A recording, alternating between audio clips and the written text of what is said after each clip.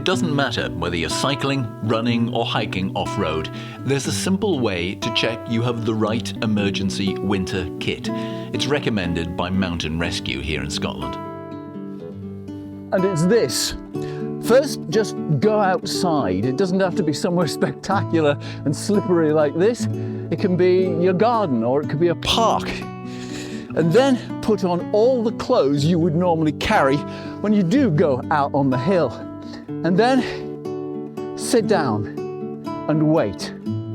See how long it takes before you get cold. And I mean really cold. And I can tell you from personal experience, it took 4 hours before the Mountain Rescue reached the party that I was looking after. You can get absolutely frozen in that time. So in this video, the 5 things that always go in my winter rucksack.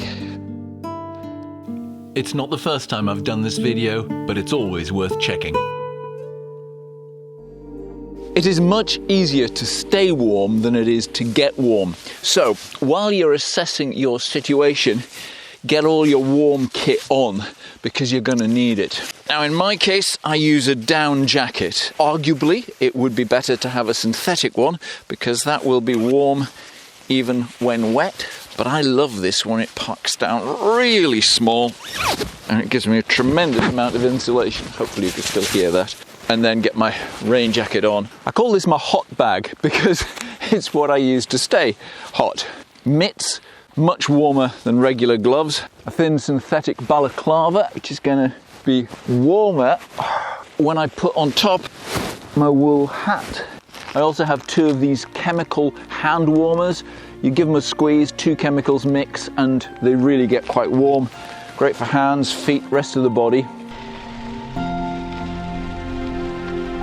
I have a couple of energy bars. I will have, depending on how long I'm out for, some warm drinks. This is just a cup size. This will last a full day. I use Ribena, full sugar Ribena, because it's palatable even when the temperature starts to drop a bit, whereas cold tea isn't really. If you enjoy these videos, it'd be great if you'd consider becoming a channel member. We now have 50 channel members. Excellent. These people are members of the production crew and the adventure crew. If you'd like to know what that means, then press the join button below any of the videos. It doesn't work on iOS, but I'll pop up and I'll explain about what the different crew levels are. I can't overstate actually the amount of encouragement that somebody gets from having that show of support. Right, back to the video. If you've got a phone signal, then great, call 999 and ask for the police. You can actually register your phone, type the word register and send it to 999, and that way it's registered to raise the alarm by using a text, because sometimes a text can get through, whereas a phone call can't. However, and you'll have heard me bang on about this, I always carry a personal locator beacon. Pull that off, press a button, and it sends my GPS coordinates to an emergency services, and it will know exactly where I am. Arguably better are systems like Garmin's InReach or Spot, but they require a monthly fee. This one doesn't, it's a one-off payment, and I really wouldn't go out without this.